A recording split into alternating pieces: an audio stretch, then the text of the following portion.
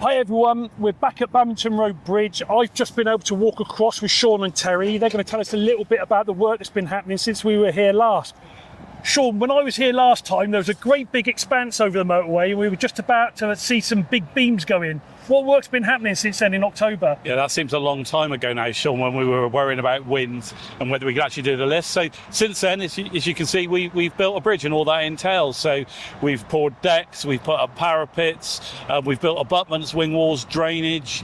You'll see that planting's going on. Crucially, I guess you'll see the change in the bridge itself, as opposed to what was there before in the height of the parapets, and the footway and cycleways are quite dramatic. So an awful lot's gone on since then.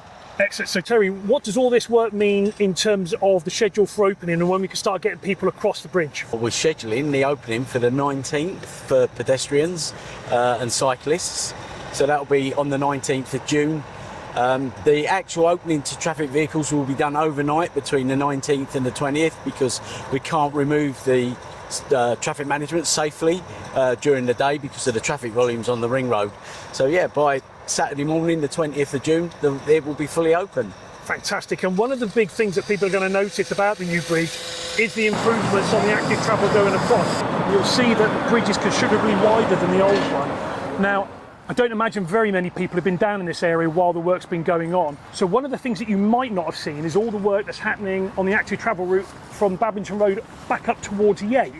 So Sean and Terry, can you tell us a little bit about how National Highways have worked closely with South Gloss Council to create a little join-up on these two separate projects? Absolutely, Sean. So from the challenge of having to replace the bridge, an opportunity was thrown up. We knew that the Council and the West of England Combined Authority were looking to provide sustainable transport opportunities for people to cycle, walk and wheel further north from the bridge. So as part of our design, we were able to deliver something a bit wider that would give something that provides a much more pleasant experience for those people. People who have used the old bridge will be aware that it was quite narrow, the parapets were low.